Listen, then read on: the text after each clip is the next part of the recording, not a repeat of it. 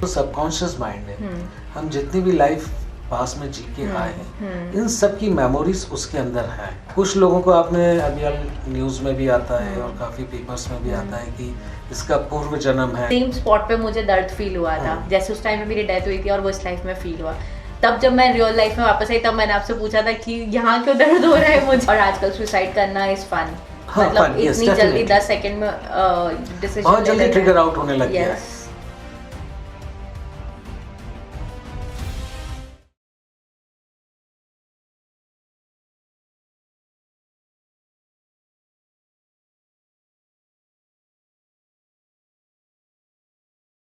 Past से मुझे याद आया कि हमने एक बहुत इंटरेस्टिंग चीज करी थी जिसे पास्ट लाइफ रिग्रेशन बोलते हैं।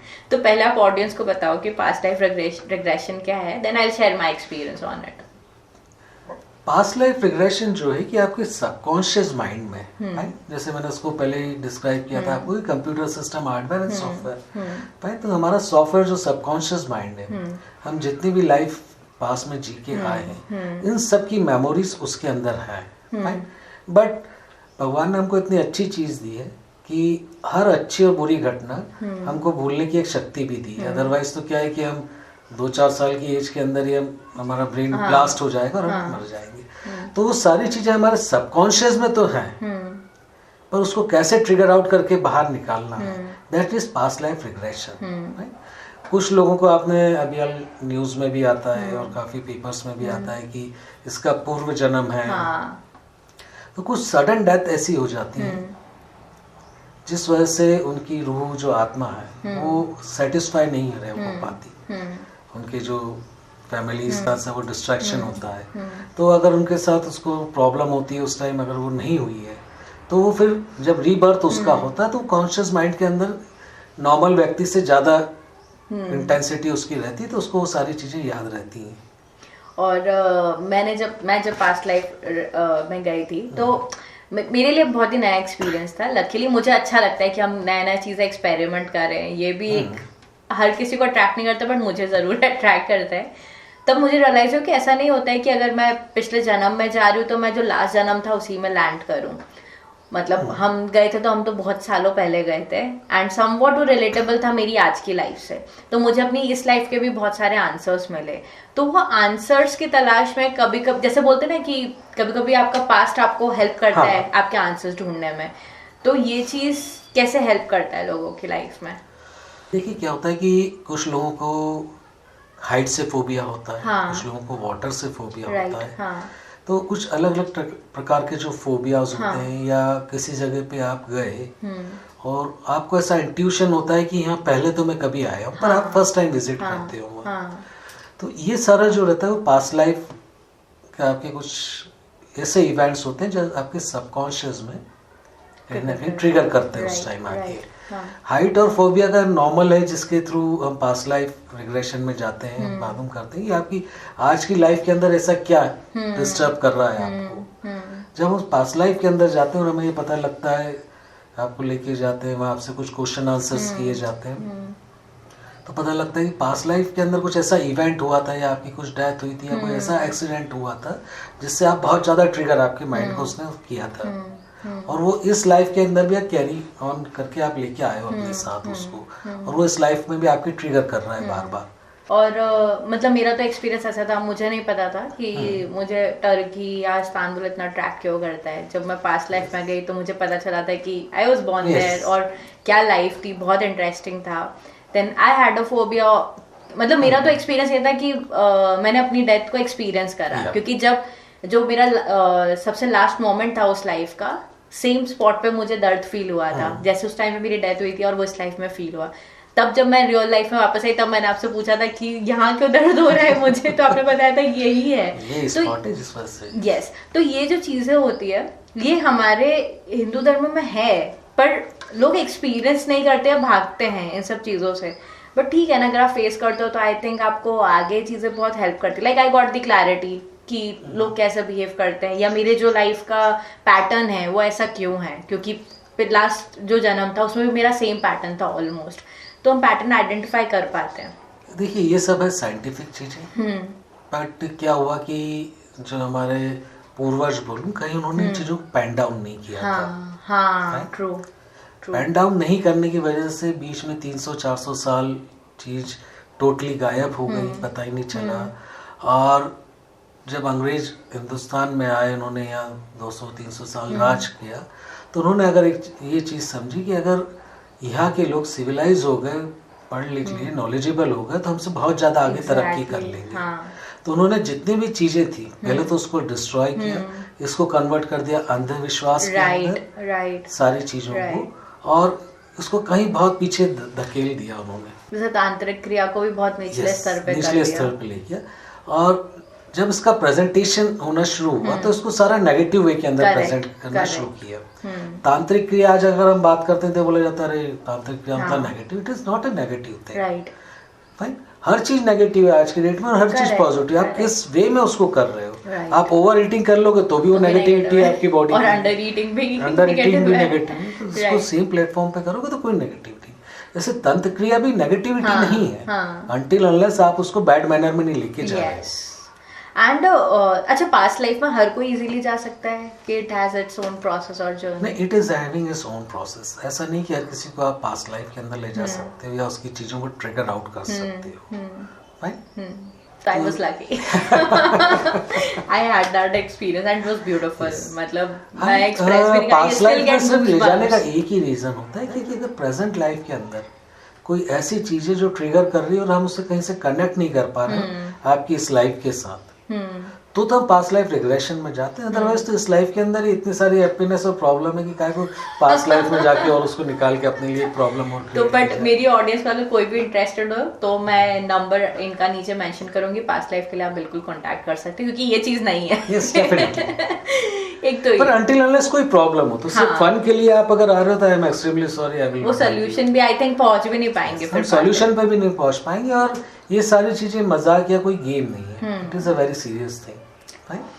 अब हमने एक और ये इम्पोर्टेंट टॉपिक डिस्कस किया, इसका एक और टॉपिक जो आपने बाहरी टेक्निकल वर्ड्स बोले थे, NLP एंड DMIT, यस, उसको अगर हम डिटेल में डिस्कस करें तो NLP means neuro linguistic programming, right? अब न्यूरो मींस हमारा ब्रेन, लिंग्विस्टिक मतलब कि जो हम लैंग्वेज जो वर्ड यूज कर रहे हैं वो, और प्रोग्रामिंग जो उसके थ्रू वर्ड्स के थ्रू जो चीजें हो रही हैं। 7, 38 एंड 55 इसका रेशियो आपने कभी सुना? वर्ड्स कैसे इम्पैक्ट करते हैं हमको? 7% तो सिर्फ जो हमने वर्ड्स बोले, जैसे हम अभी आपस में बात कर रहे हैं, तो जो वर्ड्स हैं सिर्फ वो 7% इम्पैक्ट करते हैं किसी के ऊपर, किसी आप जिससे कम्युनिकेट कर रहे हो। 35% जो है उसकी टोनेटिविटी इफेक्ट करती है कि किस वे के अंदर आपने सब बोला चीजें, और 55% आपकी बॉडी के जो जेस्चर्स होते हैं, जो इमोशंस होते हैं, वो इफेक्ट करते हैं। आप अगर सिंपल से किसी वर्ड को कि तुम कैसे हो, हमने ये बोला हाउ आर यू, एक नॉर्मल वर्ड हुआ, सामने लोगों को अच्छा फील हुआ, और तुम कैसे हो, यह मेरा जेस्चर भी चेंज हो गया, मेरी वॉइस की टोनलिटी भी चेंज हो गई, मेरी बॉडी की लैंग्वेज भी चेंज हो गई, राइट? तो ये लिंग्विस्टिक इफेक्ट जो हमारे न्यूरोलॉजिकल को करता है, और वही फिर प्रोग्रामिंग करता है, राइट? और उसी के इफेक्ट्स फिर आना शुरू होते हैं। ओके, सबसे पहले हमारे NLP के अंदर मैं बात करूं, सबसे पहले आपका बनते हैं थॉट्स, थॉट्स से आपका बनता है बिहेवियर, बिहेवियर से आपका बनता है एक्शन, और एक्शन से बनता है आपकी लाइफ में जो रिजल्ट्स होते हैं वो, मतलब एक बॉडी आप जो पैटर्न में जीते, आप जो एक पैटर्न में जीते हो। अब NLP यहाँ क्या करता है, NLP कहाँ एंटर होता है कि अगर आपकी सीक्वेंस के अंदर कहीं कुछ प्रॉब्लम है तो उस प्रॉब्लम को कैसे सॉर्ट आउट किया जाए। मतलब अगर मैं कंप्यूटर की लैंग्वेज में बोलूं तो सॉफ्टवेयर के अंदर कुछ एरर्स आ जाते हैं, वो एरर्स आप दवाई से ठीक नहीं कर सकते, वो डिसीजेस। लोग एंजाइटी और डिप्रेशन की दवा लेते हैं, तो उसमें क्या होता है कि आपने एंजाइटी और डिप्रेशन की दवा ली, इसमें डॉक्टर्स को स्लीपिंग पिल्स या उसके अंदर ऐसी पिल्स होती है जो आपके नर्वस सिस्टम को स्लो कर देती है, ब्रेक डाउन कर देती है। आप तो बहुत ज्यादा स्लीपी फील करते हो, डल फील करते हो, आपकी सोचने की जो शक्ति होती है काफी वीक हो जाती है, तो उसमें एंजाइटी अटैक्स और डिप्रेशन लो हो जाता है। बट एंजाइटी और डिप्रेशन का मेडिसिन से कोई इलाज नहीं है, राइट? हाँ, ये तो क्योंकि आप किसी का थिंकिंग पैटर्न चेंज नहीं कर सकते दवाई देके, वहाँ उसकी ब्रेन की अगेन प्रोग्रामिंग करना पड़ती है हमको। तो NLP जब आता है वो उसकी ब्रेन की प्रोग्रामिंग करता है कि अगर कोई कंप्यूटर के अंदर, सॉफ्टवेयर के अंदर कुछ करप्ट हो गया है, कुछ फाइल डैमेजेस हो गई हैं, तो हम सॉफ्टवेयर इंजीनियर को बुलाते हैं। वो सॉफ्टवेयर इंजीनियर आता है, उसकी डिकोडिंग वापस करता है, उसकी एरर्स को दूर करता है, और फिर आपका सॉफ्टवेयर प्रॉपर चलने लग जाता है। सेम एनएलपी के अंदर होता है कि हम उसकी रीप्रोग्रामिंग करते हैं ब्रेन की, एक फ्रेश स्टार्ट हो। हम पहले उसका पूरा एक लाइफ स्टाइल सुनते हैं बचपन से लेके अभी तक, क्योंकि जो प्रॉब्लम आज आप फेस कर रहे हो भाई, वो डे फर्स्ट जो प्रॉब्लम आपको आज फेस कर रहे हो, वो कभी भी अभी के जो एक्शंस और रिएक्शंस हुए उससे नहीं होती। एंजाइटी और डिप्रेशन उससे कतई नहीं होता। इसके रूट कॉजेस कहीं पुराने, काफी टाइम पहले कुछ कॉजेज हुए जिसकी वजह से कंटिन्यूएशन में होते आ रहे हैं और रूट कॉज बन गया, और आपको वो वर्ड्स एकदम ट्रिगर करने लग जाते हैं, इमीडिएट ट्रिगर करते हैं। नहीं तो लाइफ में कभी ऐसा नहीं होता कि मैंने आपको कुछ बोला और आपको इतना बुरा लगा कि आप डिप्रेशन में चले गए। तो यहाँ एनएलपी के अंदर बंदे की जो रहती है रिप्रोग्रामिंग करते हैं, उससे उसकी पूरी लाइफ हिस्ट्री सुनते हैं कि क्या रहा बचपन, क्या रहा उसका, स्कूलिंग टाइम कैसी रही उसकी, कॉलेज लाइफ क्या रही, मैरिज हुई तो वो कैसा रहा, जॉब कैसा रहा। तो जो 1 से 1.5 घंटे का हमारा जो फर्स्ट कंसल्टेशन उससे होता है, उसके अंदर एक स्क्रिप्ट बनती है जो हार्डली ये कहूँगा कि 5 से 10 लाइंस उसके अंदर मेरे काम की होती है। मतलब अगर मैं उसको वापस रिपीट करने जाऊंगा तो हार्डली वो सेशन बोलूँ 2 से 5 मिनट का होगा, इससे ज़्यादा का नहीं होगा। बट वो पूरा की पूरा जब तक स्क्रिप्टिंग बनाने के लिए पूरा की पूरा प्ले हमको देखना पड़ता है, सुनना पड़ता है आपस में बैठ के। तो 1 से 1.5 घंटा 2 घंटा कुछ भी लग सकता है उसके लिए, राइट। उसके अंदर पेशेंट जो होता है वो कई बार रोता भी है, कुछ ऐसे इंसिडेंट्स उसके सुनाता है कि वो just crying for half an hour, और मैं किसी को भी कभी रोकता नहीं कि मत रो आप, क्योंकि जैसे ही आप रोते हो तो आपके सारे जो अंदर के वॉल्केनोज हैं वो सब फूट के बाहर आ जाते हैं, तो जितना भी लावा अंदर जमा है वो बाहर हो जाता है। और उस स्क्रिप्टिंग से फिर हमको पता लगता है कि ये सब इसकी वापस रीप्रोग्रामिंग हमको कैसे करना है एनएलपी के अंदर। तो कई बार कुछ 5 सेशन लगते हैं, कई 10 सेशन, इट डिपेंड्स कि पेशेंट्स को क्या एग्जैक्टली प्रॉब्लम्स है।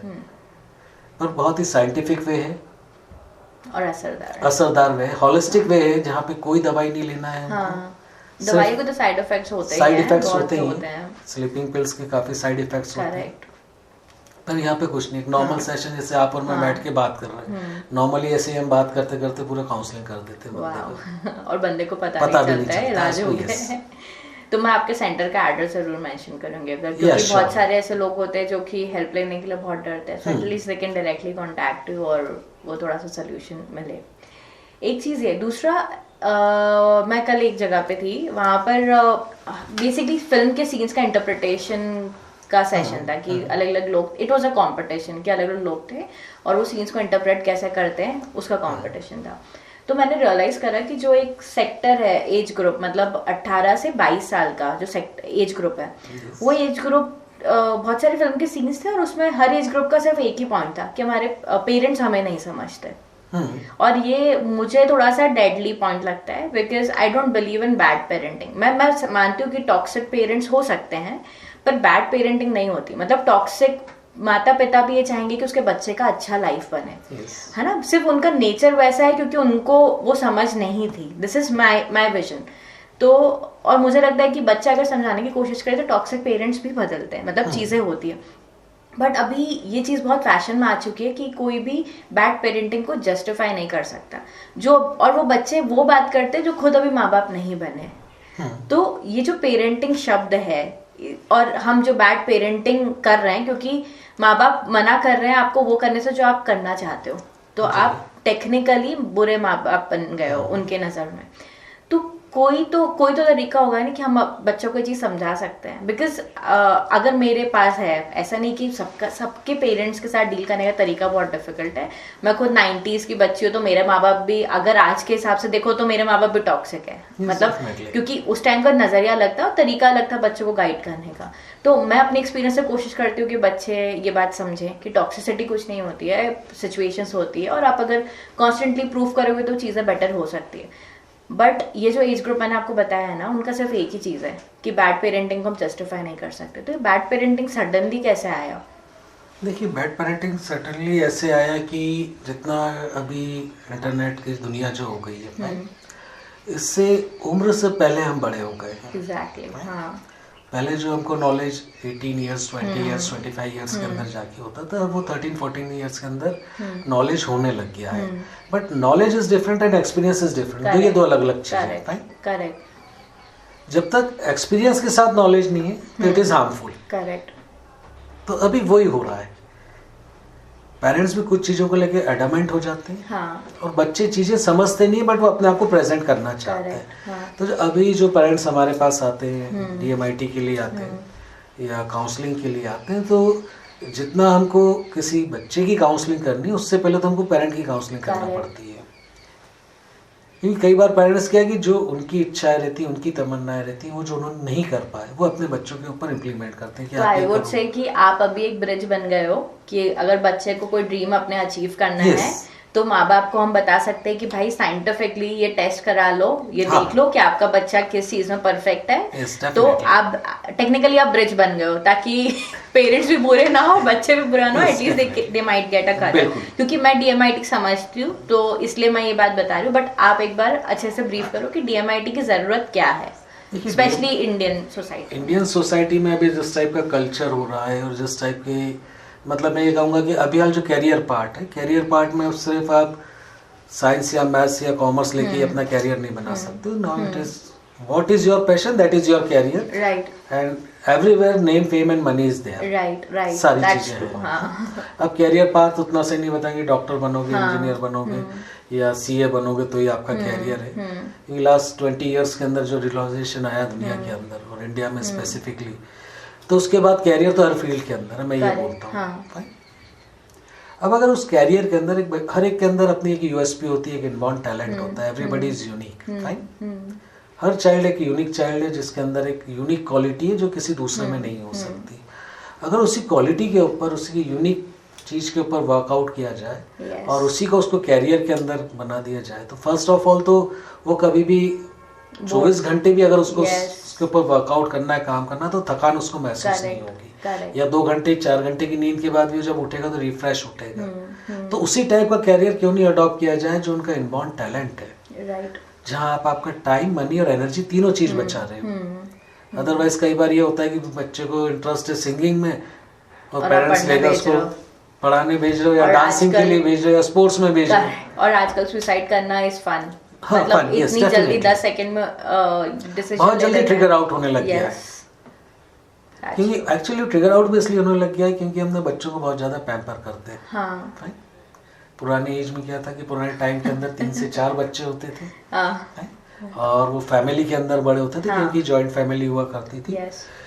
अब आजकल बच्चे को इतना पैम्पर किया जाता है, हर एक चीज उसकी इच्छा पूरी की जाती है बोलने के साथ ही। तो बच्चे को जब आप एक एज के बाद रिस्ट्रिक्ट करना शुरू करते हो तो उसको लगता है कि अब आप उसको डोमिनेट कर रहे हो, उसको रोक रहे हो चीजें करने से। करेक्ट। तो वो डिस्टर्ब होना शुरू हो जाता है। और जो पहले 20 साल 25 साल की एज के अंदर मैच्योरिटी आती थी, वो 16-17 साल के अंदर इंटरनेट की दुनिया से जो ज्ञान लेके आ जाता है और कंपेयर करता है वो अपने को अपने फ्रेंड्स के साथ। हाँ। तो उससे वो भयानक डिस्टर्ब होता है और उस टाइप की फिर वो स्टेप उठा लेता है कि जाता है और सुसाइड कर लेता है। और ये DMIT का बेसिक प्रोसेस कैसा है? लाइक DMIT का बेसिक प्रोसेस बहुत सिंपल है। डर्मेटोलॉजिकल मतलब कि स्किन मतलब कि हम जब इसमें टेस्ट लेते हैं तो हम इसमें फिंगर्स के 10 फिंगर्स के हम लोग हर एक फिंगर का 3 प्रकार से फिंगरप्रिंट लेते हैं बायोमेट्रिक मशीन से। तो टोटली 10 फिंगर के हम 30 बायोमेट्रिक इम्प्रेशंस लेते हैं और उसको पूरा एनालिसिस किया जाता है। एनालिसिस करने के बाद उसको एक सॉफ्टवेयर के अंदर डाला जाता है, जितनी भी डिकोडिंग्स होती है उसकी, और उससे फिर वो रिपोर्ट जनरेट होके आती है। इट टेक्स 4 to 5 days किसी भी रिपोर्ट को जनरेट होने में, क्योंकि 1 से 1.5 दिन लगता है एनालिसिस करने के अंदर। काफी डीपली एनालिसिस होता है। एनालिसिस करने किसी के करियर के बारे में और सारी चीजें। बट बेस्ट पार्ट इसमें क्या है कि जो रिपोर्ट आज आपकी जनरेट हुई फॉर द एज, किसी भी एज में आपने कराई, 5 साल 10 साल 15 साल, लॉन्ग लाइफ वो रिपोर्ट सेम ही रहेगी, उसमें कोई चेंजेस नहीं आएंगे। वो जैसे हम KYC अपडेट कराते हैं लाइफ लॉन्ग, तो लाइफ लॉन्ग है जो एक बार फिंगरप्रिंट से हुई है। अब ये फिंगरप्रिंट से कैसे होता है कि जो आपके पम्स की यहाँ पे जो प्रिंट्स हैं, इसका डेवलपमेंट जो होता है मैंने जब बच्चा गर्भ में रहता है माँ की तो 13 वीक से लेके तो 21 वीक के अंदर ब्रेन का और इसका पैटर्न दोनों का साइमल्टेनियसली डेवलप होता है। ये साइंटिफिक है, you can go and search on the Google. तो दोनों चीजें जब इंटरलिंक है, साथ में जब प्रोसेस हो रही है, साथ में उनका फॉर्मेशन हो रहा है, तो ये आपस में इंटरलिंक रहती है। और इसके इंप्रेशंस के थ्रू आपका इनबॉर्न टैलेंट, आपका नेचर, आपका बिहेवियर, किस उसके अंदर आप ग्रो करोगे, किस फील्ड के अंदर आप जाओगे तो ज्यादा आपको प्रमोशंस मिलेंगे, आपके कैरियर पाथ काफी इजी हो जाएगा। और ऐसा नहीं कोई स्पेसिफिक एक चीज निकाली जाती कि सिर्फ आप एक्टिंग के अंदर ही कर सकते हो। फॉर एग्जांपल मैं आपकी फील्ड के अंदर बात करूं तो उसके अंदर ऑप्शंस आते हैं, 4 से 5 से 6 कैरियर ऑप्शंस आएंगे जो आप रिलेट कर सकते हो एट प्रेजेंट के स्टेटस के साथ कि यस यार मेरा इंटरेस्ट है इसमें, या मैं इसमें वर्कआउट कर रहा हूँ, और नेचर कैसा है वो हम उसको क्रॉस टैली कर सकते हैं। और इसकी भी कोई सर्टेन एज होती है कि इसी एज के बाद कराना चाहिए? हम उसको 1.5 से 2 साल का बच्चा हो जाता है उसके बाद उसका मतलब शुरू से आप पेरेंट अपने और अपने बच्चे के अच्छे बॉन्ड के लिए शुरू में ही करा ले तो ज्यादा बेटर है, ताकि ग्रूमिंग काफी अच्छी हो जाए उसके अंदर। नहीं, आज सही में ये इंटरेक्शन करके अच्छा लगा, क्योंकि हमने मोस्टली सारी चीजों पे बात करी, बट हमने ओवरव्यू दिया है, क्योंकि मेरा पॉइंट है कि एक बार ऑडियंस समझे कि आप करते क्या, फिर हम धीरे धीरे हर एक टॉपिक पे डिस्कस कर सकते हैं, इस बात में कर सकते हैं उसको डीपली जाके जैसे। पर ये अच्छा है ना कि आपके पास कोई भी बंदा आएगा तो वो जिसको साइंटिफिकली जानना है वो साइंटिफिक टेस्ट करा ले, जिसको रिलीजियसली जानना है कि हमारे रूट से जोड़ के धर्म और शास्त्र के हिसाब से, तो आप उस तरह से बता सकते हैं। मैं ये कहूंगा कि एस्ट्रोलॉजी हो, वास्तु हो, एनर्जी हो, या एनएलपी है या डीएमआईटी है, बेसिकली पहले 3 चीजें मैं लूँ, बाकी दोनों तो चीजें साइंटिफिकली और कहीं ना कहीं अब्रॉड से ही आई हैं, तो पब्लिक का विश्वास ज्यादा हो जाता है। अब एस्ट्रोलॉजी, वास्तु और एनर्जी पे मैं बात करूँ तो ये भी पूरी साइंटिफिक चीजें हैं, राइट। मैं सिंपल सा उसको रिलेट करूंगा कि हम सूर्य अर्घ क्यों देते हैं, काफी कॉमन सा है काफी लोगों की नॉलेज में कि सूर्य आपका स्ट्रांग हो जाएगा इसलिए अर्घ देते हैं, पर इसके पीछे साइंटिफिक रीजन क्या था? हमारे जो ऋषि मुनि थे, जो मतलब आज की डेट के अंदर मैं बोलूँ कि सुपरफिशियल साइंटिस्ट थे, उसके पीछे का लॉजिक ये था जो उन्होंने दिया कि पहले तो उन्होंने हर चीज को भगवान के साथ लिंक कर दिया था। अगर मुझे आपसे बात करनी और आपकी लैंग्वेज में बात करूँ तो आप काफी कंफर्टेबल होंगे और काफी इजीली समझ जाएंगे। तो पुराने टाइम के अंदर उतना दिमाग विकसित नहीं था, भगवान के साथ कोई भी चीज अटैच कर दी जाती थी तो उसको फॉलो करने लग गए, उसको रिचुअल्स बन गया वो। तो हमारे ऋषि मुनियों ने सारी चीजों को भगवान के साथ कनेक्ट कर दिया। मैं वास्तु में करूँ तो रेमेडी, एस्ट्रोलॉजी में भी कहूँ तो रेमेडी या नग जो बोलूँ वो सेम चीज, उन्होंने सबको भगवान के साथ लिंक करते चले गए ताकि वो उसको फॉलो करने लग जाए। अब सूर्य को अर्घ देने का जो ऋषि मुनियों का भी लॉजिक था, जिसके ऊपर काफी रिसर्चेस हुई बात के अंदर, कि सूर्य को अर्घ देने का एक तो पर्टिकुलरली एक टाइम होता है कि सूर्य उदय से होता है उसके 1 घंटे के अंदर अंदर आपको सूर्य अर्घ देना है। उसका एक प्रॉपर वे होता है सूर्य को अर्घ देने का कि सर के ऊपर से आपको लोटे से पानी देना है सूर्य को देखते हुए, और वो जो पानी ऊपर से नीचे की तरफ आएगा वो आपकी बॉडी को सेंटर से क्रॉस करता हुआ जाए, मतलब दोनों बाहों के बीच में जो आज्ञा चक्र होता है उससे क्रॉस करते हुए पानी नीचे जाए। जब वो पानी नीचे जाता है तो सूर्य से जो 7 रेजेस निकल के आती है और 2 अल्ट्रावायलेट रेजेस होती है, इंफ्रारेड और आईवी और वीआर, ये दोनों क्रॉस कर जाती है, जिसको हम कहते हैं ग्रहों के उसमें राहु और केतु, अल्ट्रावायलेट और इंफ्रारेड। और जो बाकी के 7 रेजेस हैं जो रेनबो कलर्स इसको कहते हैं, वो आके हमारे आज्ञा चक्र पे जाके टकराते हैं। सुबह सुबह अल्ट्रावायलेट रेजेस काफी कम होती है, जब वो रेस सूर्य के निकल के आके टकराती है तो रिफ्लेक्ट कर जाती है अल्ट्रावायलेट, और बाकी के 7 रेस हमारे 3rd आई पे आके टकराती है, जिससे वो हमारी बॉडी के अंदर 7 चक्रास होते हैं जिसको वो हील करता है। वो दिन भर एनर्जी देता है हमको वर्कआउट करने के अंदर। आप गूगल पे जाइएगा, सर्च करिएगा कि रेनबो के अंदर के कलर्स और आपके 7 चक्रास के कलर दोनों सेम, तो वो आपकी बॉडी को दिन भर हील करता है। फर्स्ट लॉजिक सूर्य अर्घ को देने का। सेकंड लॉजिक, अगर आप सूर्य अर्घ देते हैं तो अर्ली मॉर्निंग आपको उठना है, डे जल्दी स्टार्ट हो जाता है। आप 8 बजे तक, मैक्सिमम 8 बजे तक आप सारी चीजों को कंप्लीट करके आप आपकी ब्रेकफास्ट टेबल पे आके ऑलमोस्ट ब्रेकफास्ट तक कर चुके हो। अब आपके पास लॉन्ग टेन्योर है काम करने के लिए। आप 9 बजे से भी अपना ऑफिस या वर्क स्टार्ट करते हैं तो आप और मॉर्निंग आवर्स में जितना काम फ्रेश माइंड से होता है उतना ही काम 12 बजे बाद आप स्टार्ट करो। अगर वो कोई वर्क अगर 4 घंटे ले रहा है तो मॉर्निंग के अंदर 1 से 1.5 घंटे के अंदर फिनिश हो जाएगा। ये मेरा पर्सनल एक्सपीरियंस है। तो वो एनर्जीज हमको मिलती है काम करने की। इस तरीके से जितनी भी रेमेडीज हैं वास्तु एस्ट्रोलॉजी के अंदर वो सारी साइंटिफिक है। ट्रू। और कुछ जो आप हम इस सेशन को आज एंड कर रहे हैं तो और कुछ जो आप हमारी ऑडियंस के लिए बताना चाहेंगे या कुछ ऐसी स्पेशल नुस्खा, जैसे आपने अभी सूर्य को जल चढ़ाने का बताया, ऐसा कोई छोटा सा नुस्खा? छोटा सा नुस्खा है कि जब भी आप डिस्ट्रैक्ट हो, गुस्सा आए या लो फील करें तो सिर्फ 5 से 10 सेकंड के लिए अपनी आंखें बंद करिए, डीप ब्रेथ लेंगे और उसे हम बाहर की तरफ छोड़ देंगे। ये कंटिन्यूशन में आप मैक्सिमम 1 मिनट 1.5 मिनट कर लें। या किसी आप ग्रुप में बैठे हैं, वहाँ पे पॉसिबल नहीं कि इतनी देर तक आइज क्लोज करें, तो हार्डली 5 सेकंड 10 सेकंड के लिए तो हम आइज क्लोज कर सकते हैं। ठीक है, आइज क्लोज करके हम डीप ब्रेथ लेंगे और उसको रिलीज करेंगे। राइट, उससे क्या होगा कि जो भी आपको एंजाइटी हुई किसी के बोलने से या कुछ डिस्ट्रैक्शन हुआ, तो जैसे ही उसमें ब्रेक पार्ट आया थोड़ा सा, तो उस ब्रेक पार्ट ने आपकी जो एंजाइटी है जो आपको बोलने वाले थे उसके ऊपर ब्रेक लगा दिया। ट्रिगर को आपको उसको स्लो डाउन करके उसको चेंज कर दिया, डायरेक्शन बदल दी, रास्ते में गली बदल दी। तो आप डिस्ट्रैक्ट नहीं होगे और जो आप डिस्ट्रैक्शन आपके वर्ड से करने वाले थे वो नहीं करोगे। तो जितनी देर पॉसिबल हो, bare minimum 15 to 20 second, maximum जितनी देर आपसे पॉसिबल हो, अपनी आईज को क्लोज करिए, डीप ब्रेथ लीजिए और उसको रिलीज कीजिए अपनी ब्रीथ को। वाह, तो ये वाले नुस्खे से दिन की भी शुरुआत कर सकते हैं। Yes, definitely. इसलिए बोलते हैं मेडिटेशन करो या डीप ब्रीदिंग करो आप। Yes, that's true.